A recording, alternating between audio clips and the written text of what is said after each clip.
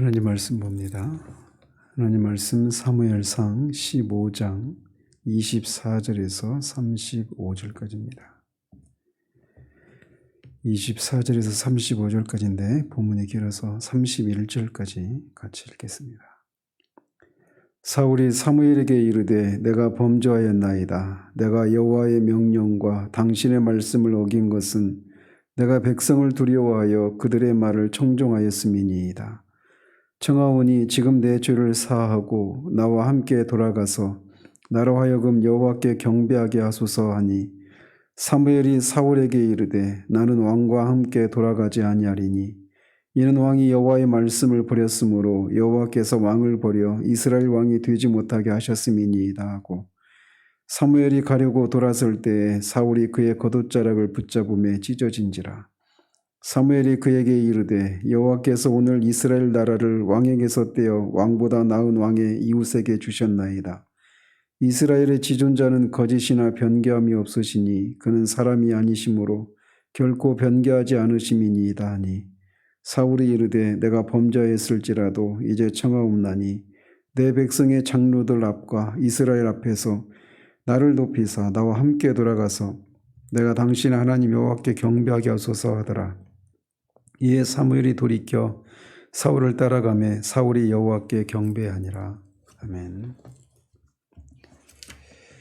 어제는 아말렉을 진멸하는 하나님의 명령을 어긴 것에 대한 사무엘의 책망과 그것에 대한 사울의 변명, 그리고 그것에 대한 그런 사울에 대해서 사무엘을 통해 하나님께서 그들의 사울의 왕위를 폐위할 것이다라고 하는 이 선언한 내용을 살폈습니다. 이 여호와의 명령을 어겼다라고 하는 이 추상 같은 사무엘의 질책에 결국은 사울은 자신이 범죄하였나이다라고 하며 자신의 죄를 인정합니다. 그러나 이와 이렇게 펼쳐지는 그런 내용들을 볼 때 이 자신의 죄를 인정하는 이것은 마지못해 하는 형식적인 죄에 대한 인정에 불과한 것을 우리가 보게 됩니다. 이것은 이렇게 사울이 자신의 죄를 고백하는 것은 자신이 죄를 지었다라고 고백하고 있는 것은 자신이 왕위에서 폐위된다라고 하는 그런 예언에 대한 두려움 때문에 일단 그것을 면하고 보자라고 하는 그런 죄의 고백에 불과한 것입니다. 그렇게 말할 수 있는 이유는 바로 이어서 자신이 그런 죄를 지은 것이 백성들을 두려워서 그랬다라고 하는 말을 덧붙이고 있는 것을 통해서도, 그리고 또 뒤에 이어지는 내용들을 통해서도 우리가 확인할 수가 있는 겁니다. 이 사울이 이렇게 자신의 죄를 인정하고 있는 이것은 궁극적으로는 이 하나님의 심판에 대한 두려움, 그 왕위를 폐위할 것이다라고 하는 두려움보다도 더 그저 지금 자신의 눈앞에 있는 백성들이 자신을 왕으로서 인정하지 않을 것에 대한 두려움이 더 컸던 것을 보게 됩니다. 그리고 실제로 이후에 이어지는 이 사울의 삶에서 볼 때 그는 자신의 그런 회개에 합당한 삶을 살지 못하는 것을 통해 그의 회개가 그냥 억지로 하는 심판에 대한 두려움 때문에 하는 그런 이 가짜 진정한 그런 참된 회개가 아니었다라고 하는 것을 우리가 보게 되는 겁니다. 이어서 이 사울이 그렇게 백성들이 두려워서 백성들 때문에 자신이 그렇게 죄를 지었다라고 이렇게 말을 하고 있는 것을 보게 되는데 뒤에 보면 이 25절에서도 이런 이 특징이 드러납니다. 그는 사울에게 자신의 죄를 사하고 자신과 함께 돌아가서 여호와께 경배하게 해달라고 사무엘에게 정합니다. 지금 죄의 용서를 사무엘에게 하고 있습니다. 그의 관심은 사무엘과 같은 그런 영적인 그런 권위를 가진 사람이 자신과 함께해서 여호와께 경배하고, 즉 여호와께 제사를 드려서 백성들로부터 사무엘도 우리 사울 왕을 왕으로 인정해 주는구나, 이런 인정을 받고 싶어 하는 겁니다. 참된 회개 없는 죄사함은 있을 수가 없죠. 더더군다나 죄 용서는 하나님만이 하시는 것인데 그는 지금 사무엘에게 죄 용서를 해달라고 구하고 있습니다. 아무리 어떤 누구라도 영적인 권위를 가지고 있는 그 누구라도 죄 용서를 해줄 수는 없는 것이죠. 사울이 진정으로 하나님께 자신의 죄를 회개하고 하나님으로부터 죄 용서를 받아야 하는 것이지 사무엘과 같은 그런 영적인 지도자에게 죄 용서를 받을 수 있는 건 아니에요.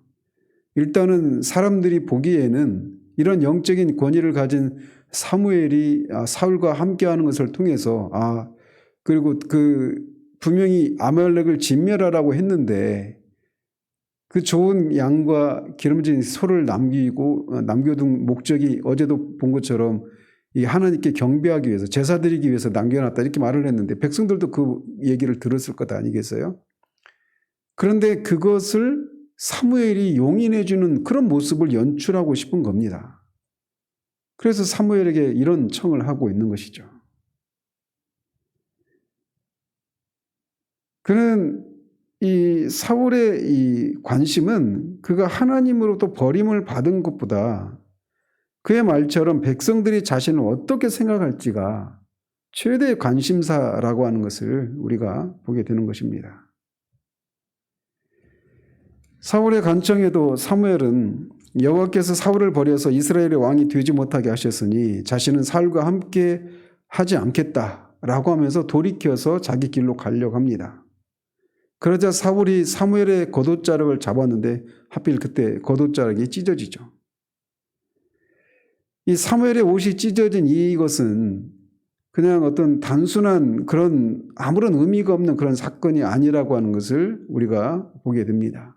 그리고 이 옷이 찢어진 사무엘의 옷이 찢어진 이것은 나중에 24장에서 다윗이 사울의 옷을 이렇게 칼로 이렇게 옷자락을 찢는 이것과 연결됩니다. 그래서 결국은 이 하나님의 섭리하에서 사울의 왕권이 다른 사람에게 넘어가게 될 것을 알리는 일종의 어떤 상징적인 그런 예표가 되는 그런 사건이라고 할 수가 있는 거예요. 그래서 바로 28절에서 사무엘은 여호와께서 오늘 이스라엘 나라를 왕에게서 떼어 왕보다 나은 왕의 이웃에게 주셨다라고 말을 하는 겁니다.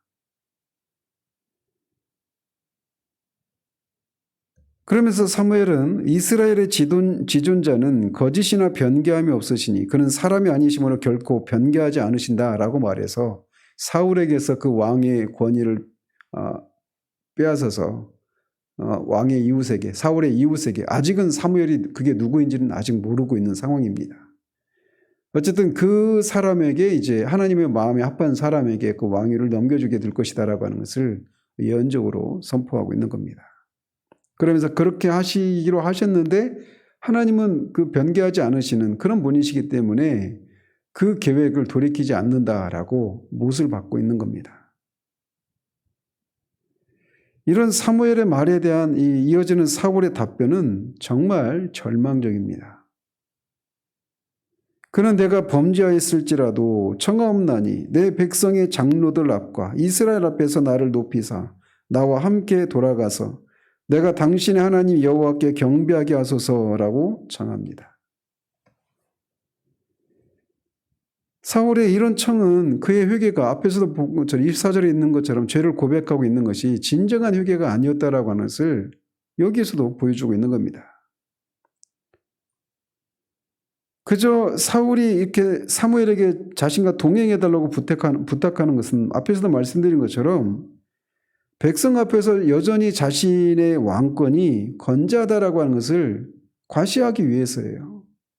사무엘의 권위를 힘입어서 백성들로부터 자신이 여전히 왕이다라고 하는 것을 인정받으려고 하는 그런 것에 불과한 것이죠.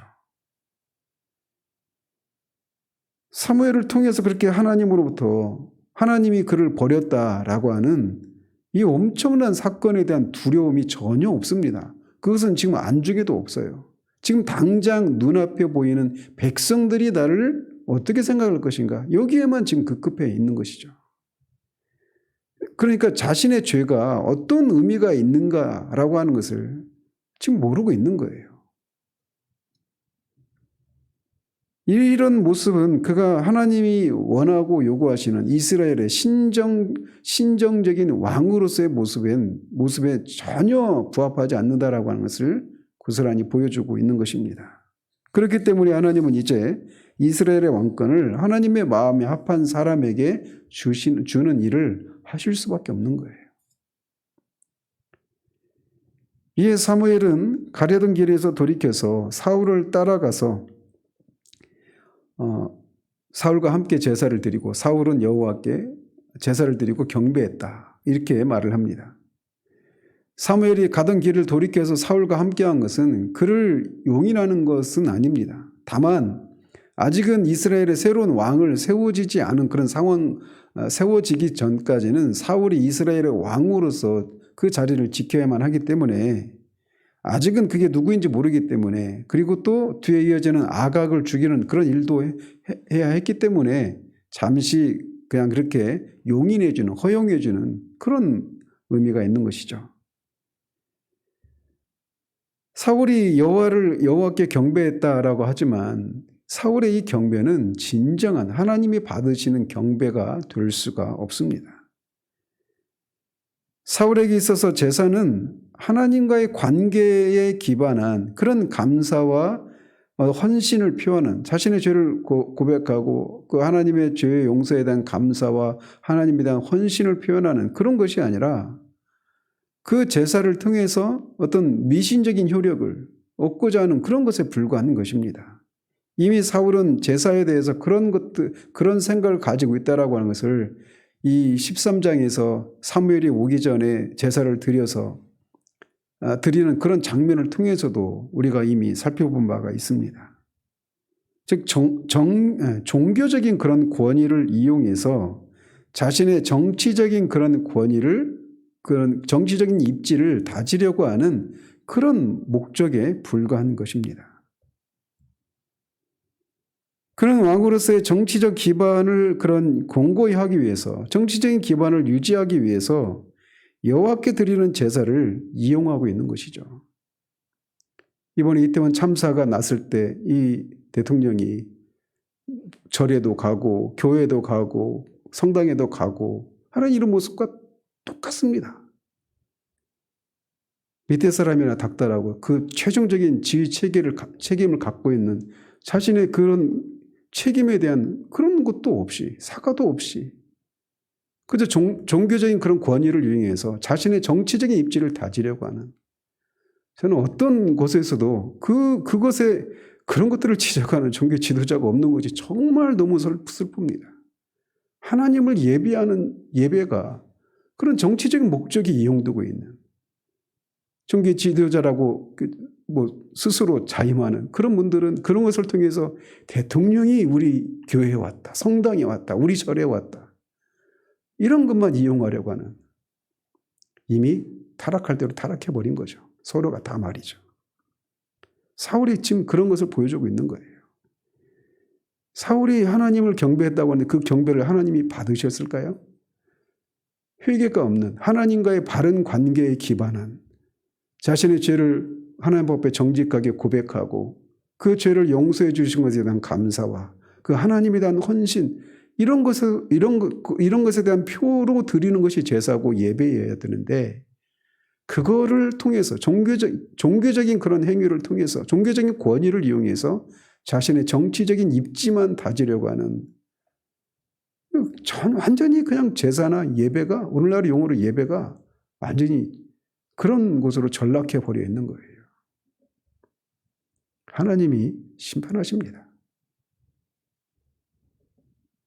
말이 나온 김에 오면서도 막 그런 생각을 하는데 존 낙스가 이 메리 여왕 앞에서 그렇게 하나님의 말씀을 있는 그대로 지적하고 그 죄를 막 지적했을 때 그 피의 메리라고 하는 그 영국의 그 메리 여왕이 존 낙스를 막 두려워 떤단 말이죠. 강단에서는 그래야 되는 것 아니겠어요?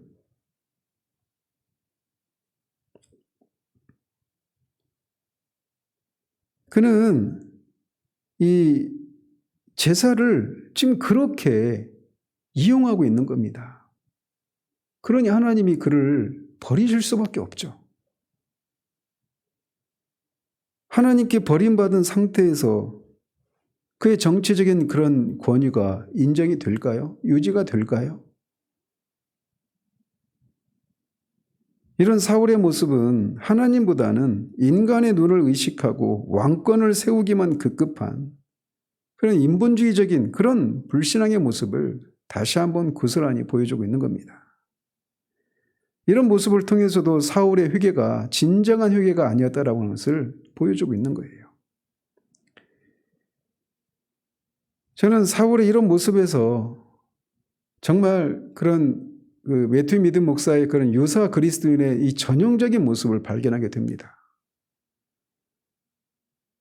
그가 말하고 있는 20가지 정도 되는 그리스도인인 것 같이 보이지만 사실은 그리스도인이 아닌 그런 사례들 중에 하나가 무엇이냐면 이 사울의 이 모습과 관련해서 하나님의 심판에 대한 두려움 때문에 죄를 회개하고 돌이키는 그런 사람은 그리스도인처럼 보이지만 사실은 그리스도인이 아니다라고 하는 그런 부분이 있습니다.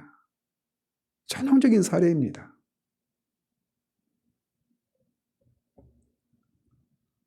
하나님 죄를 회개하는 것은 참된 회개라고 하는 것은 하나님과의 바른 관계에 기반하지 않는 것은 참된 회개가 될 수가 없는 겁니다. 어제도 이 사울을 향해서 하나님께서 사울을 왕으로 세우신 것을 후회하신다라고 하는 이런 표현을 우리가 살펴보지 않았습니까? 후회하신다라고 하나님은 그 전지하신 분이시기 때문에 사울이 그럴 줄 몰랐어라고 하면서 자신의 그를 왕으로 세운 하나님의 계획에 대해서 하나님 후회하신다 이런 의미가 아니라고 말씀드렸잖아요. 이것은 단지 그 인간이 사울이 그 지은 죄를 인해서 하나님의 마음이 찢어지는 것처럼 마음을 찌르는 그런 고통을 인간이 이해할 수 있도록 이렇게 표현하고 있을 뿐이라고 말씀드리지 않았습니까? 참된 회개는 바로 그 하나님, 내가 지은 그 죄로 인해서 하나님의 마음이 그렇게 찢어지고 그 하나님의 마음이 찌르는 듯한 그런 고통을 안겨드린 것에 대한 그런 죄송함과 그 슬픔을 인해서 내가 저지른 그 하나님께 그래서 하나님의 그 슬픔을 자아낸 것에 대한 이런 그 죄송함과 그런 마음을 표현하는 거예요. 그리고 그렇게 하나님의 마음을 거룩하고 순결 그 자체이신 하나님의 마음을 그렇게 찢듯이 그렇게 고통을 끼친 그 죄를 혐오하는 겁니다. 그 죄를 지은 나 자신을 혐오하는 거예요. 단지 그냥 하나님으로부터 매를 맞을 것에 대한 두려움 때문에 죄를 고백하고 인정하고 죄된 삶에서 돌이키고 하나님이 때리치지 않을 만큼만 순종하는 이런 것은 그 로마서 8장 15절에서 말하고 있는 것처럼 종의 영 아래에 있는 그런 것에 불과합니다. 그러는 동안은 그 하나님으로부터 그런 상태에 있는 사람은 하나님도 진정한 용서를 받은 게 아니에요. 단지 그냥 어떤 종교적인 행위들을 행하는 것을 통해서 자신 안에서 일어나는 그런 죄책감과 그 하나님의 심판을 모면하는 것, 거기에만 있는 겁니다. 진정한 용서도 없고 진정한 용서로 말미암은 평안도 없죠. 그건 참된 회개가 아니란 말이에요.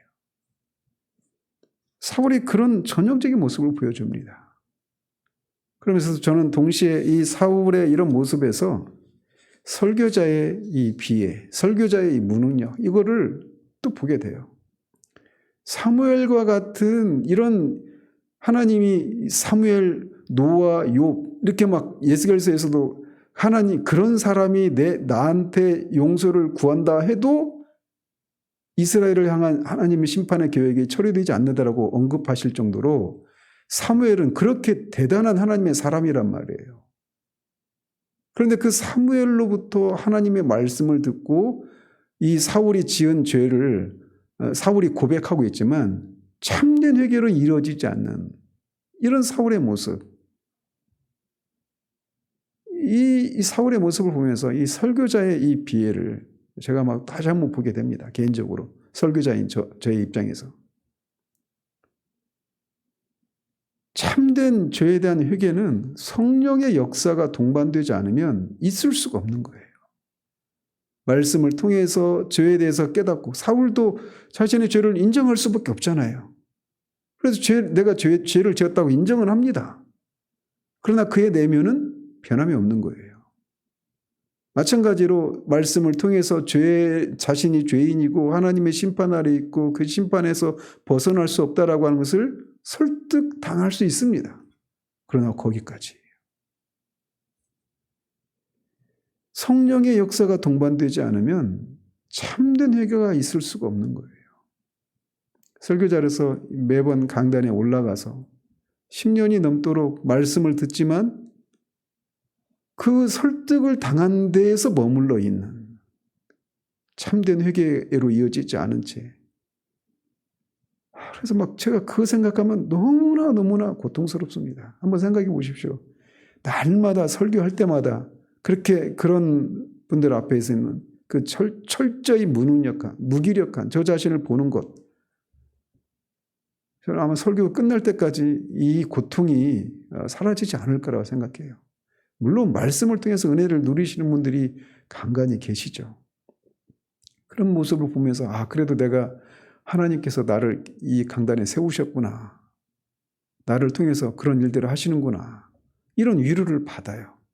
근데 그 위로를 받으면서 내가 하나님께 뭔가 쓰임 받고 있다. 이런 우쭐대려고 하는 마음이 10년이 넘도록 말씀을 듣지만 자신의 죄에 대해서 설득은 당하고 있지만 거기에서 머물러 있는 그런 분들 앞에 서 있는 저 자신의 무능력과 무기력을 생각할 때 그 우쭐대려고 하는 마음이 그냥 쑥 들어가고 맙니다.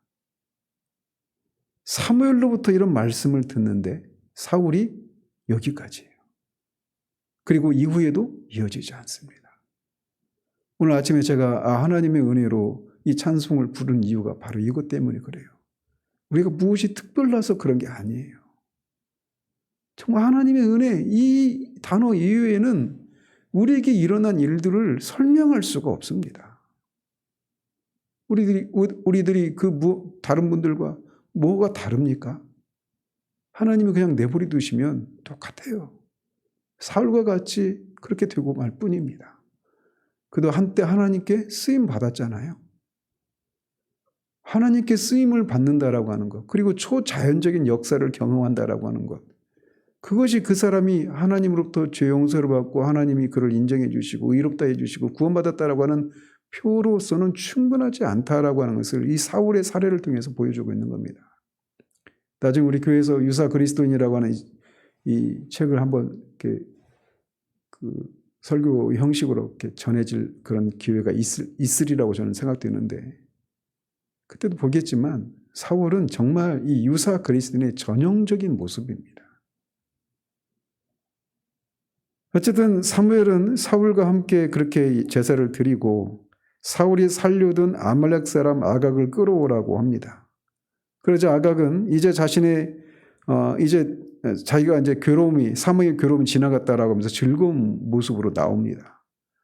이것은 아마도 그가 사울의 손에서 벗어나서 종교 지도자인 사무엘의 손에 넘어갔으니까 뭔가 어떤 관대한 처분을 받으리라고 하는 그런 기대 때문이었겠죠. 그렇지만 사무엘은 아각의 전쟁에서 많은 여인들의 자식들을 죽이는 것을 통해 그 어머니들에게 자식이 없게 한 것처럼 이제 아각을 죽여서 이제 그 아각의 어머니에게도 자식이 없는 어머니가 되게 하겠다라고 하면서 아각을 쪼개 죽입니다. 이것은 굉장히 무서운 장면이죠. 근데 이것을 통해서 결국 뭘 보여주고 있느냐면 하나님의 공의를 보여주고 있는 겁니다. 눈앞에서 말이죠. 이것을 지켜본 사울과 이스라엘 백성들은 얼마나 두려웠을까요? 하나님께 범죄한 자들을 하나님이 이렇게 공의로 결국은 심판하신다라고 하는 것을 지금 눈앞에서 보고 있는데, 그런데도 이스라엘 백성이 진정으로 하나님께 돌아오는 내면의 변화를 통해서 하나님께 돌아오는 그런 참된 회개로 이어지지 않아요. 다시 말씀드리지만 저나 여러분들이 정말 우리의 죄를 고백하고 예수 그리스도를 붙들므로 예수 그리스도를 믿음으로 우리가 하나님으로부터 죄 용서를 받은 이것은 진짜 전적으로 하나님의 은혜입니다.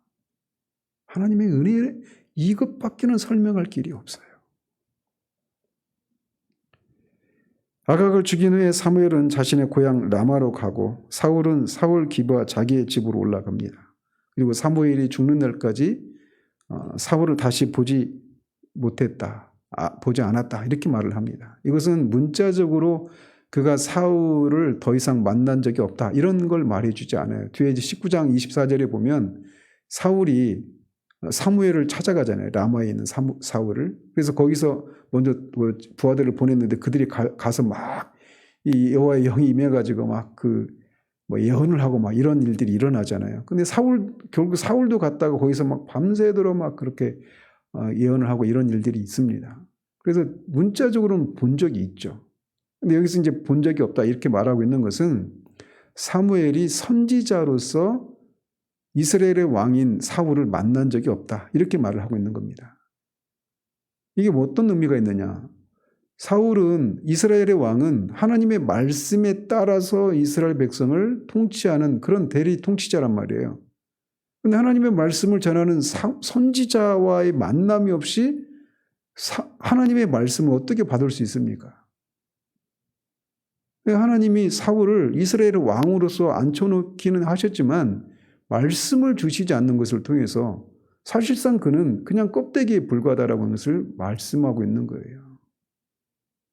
그러니 아모스에서도 말씀드리고 있지만 계속해서 우리가 어떤 하나님께 쓰임받고 있는 외적인 모습들, 하나님이 주신 어떤 현세적인 복들 이런 것들을 가지고 내가 하나님이 나를 기뻐하시니까 나한테 이런 걸 주셨지라고 생각하면서 자신의 죄를 진정으로 회개하고 하나님의 그 회개에 합당한 그런 삶을 살지 않는, 그래서 실상은 구원받지 않아 하나님과 아무런 관계가 없는 그런 상태에 있는 것처럼 두려운 일이 없단 말이에요.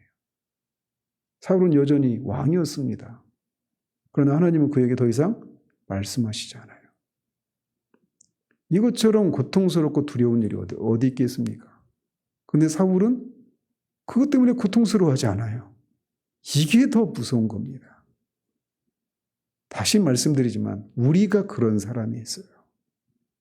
하나님이 아직도 우리에게 말씀해 주시고 어쨌든 그런 어떤 은혜를 누리고 있다라고 하는 거. 이게 진짜 하나님의 크신 은혜다라고 하는 것을 이 아침 우리가 절감할 수 있기를 바라요. 그래서 우리 안에서 다시금 이 구원의 은혜가 우리에게 주어진 것이 정말 하나님의 은혜였구나라고 하는 것을 이 사울의 이 절망적인 모습 속에서 우리가 다시 그 사실을 깨닫고 그 하나님을 향한 감사가, 구원에 대한 감사가 회복되어지는 그런 은혜가 있기를 바랍니다. 기도하겠습니다. 하나님 아버지, 사울이 자신의 죄를 인정하긴 하지만 그 죄의 인정은 형식적인 인정이 불과하다라고 하는 그런 몇 가지 사례들을, 이 절망적인 사례들을 우리가 살펴보았습니다. 당장 눈앞에 있는 백성들이 자신을 왕으로서 인정하지 않으면 어떻게 될 것인가라고 하는 거기에만 관심을 두고 보이지 않는 하나님, 그러나 분명히 살아계셔서 말씀하신 것은 반드시 이루시고 성취하시는 그 하나님으로부터 하나님이 그를 버리셨고 왕위를 빼앗을 것이라고 하는 이 사실은 안중에도 없는, 그래서 당장 그런 종교적인 행위를 통해서 종교적인 권위를 힘입어서 자신의 정치적인 입지를 다지는 것에만 마음을 두고 급급한, 그래서 그 이 종교적인 행위를 또 모독하는 그런 사울의 모습을 봅니다. 하나님의 성령께서 역사하시지 않으면 어느 누구도 참된 회개에 이룰 수 없다라고 하는 것을 이 사울의 모습을 통해 보게 됩니다. 따라서 오늘 우리가 진정한 회개를 하고 하나님께 죄 용서를 받고 하나님을 사랑하고 하나님을 아버지로 알고 하나님을 위한 삶을 살 수 있게 된 것이 전적으로 하나님의 은혜였음을 이 아침에 다시금 보게 됩니다. 기도 가운데 주님, 그 사실을 다시금 우리에게 일깨워 주셔서 우리 안에 다시금 우리의 마음의 비파와 수금이 켜져서 하나님, 우리에게 베푸신 그 하나님의 구원의 은혜가 우리 가운데 크게 울려줄 수 있도록 이 아침에 함께해 주시기를 소원합니다. 예수 그리스도 이름으로 기도합니다. 아멘.